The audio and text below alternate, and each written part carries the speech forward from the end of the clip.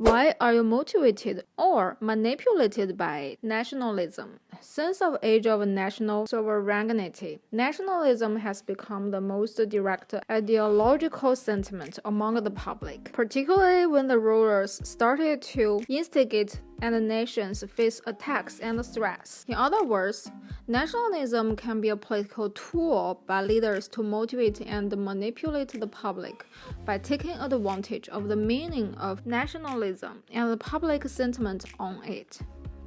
For example, in modern history, Napoleon's conquest of German and Italian states at the early 19th century played a major role in stimulating nationalism and the demands for national unity. More recently, 9/11 terrorism attack, which is arguably inspired by the ex-United States President George Bush himself, directly arose a highest nationalism sentiment among American public and media. As a result, both political leaders successfully united massive supports from the public in short time to take on military operations in the name of justice. Well, whether nationalism can be seen as possible or negative, it depends on historical context, individual outlook, and more importantly, your critical thinking. In general, nationalism seeks to preserve and foster a nation's traditional cultures, and traditional revivals have been associated with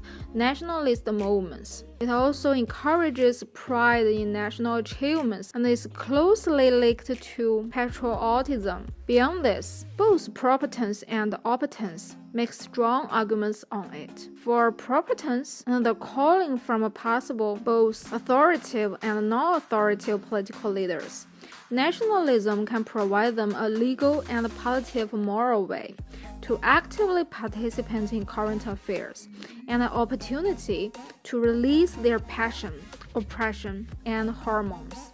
Devote their efforts, even make themselves respectful hero figures, and realize their personal values. As a result, their personal contributions and memories will bond with national order, even national faith. Psychologically, the sense of nationalism does help some individuals to find meaningful life targets, reach the sense of achievements, fulfill their spiritual emptiness in a reasonable way. So many people tend to follow this calling even without critical thinking, even they have no idea what is really going on is. Even they would be like to be used to move by others' orders. Blind following has become one key point for those opponents to make criticism. George Orwell, the English novelist, distinguishes nationalism from patriotism, which he defines as devotion to a political place. More abstractly, nationalism is a power hunger tempered by self-deception. For Orwell,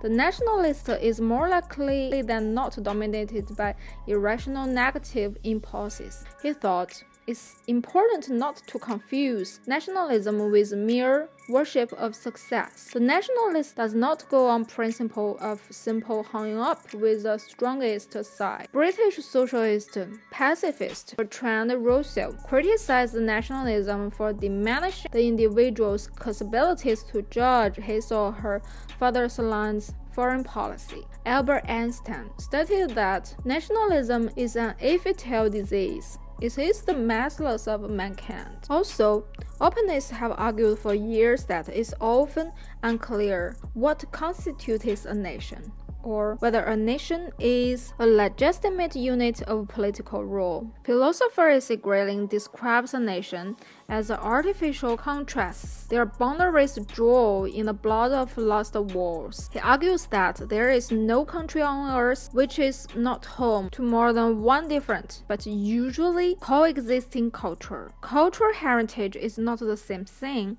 as national identity.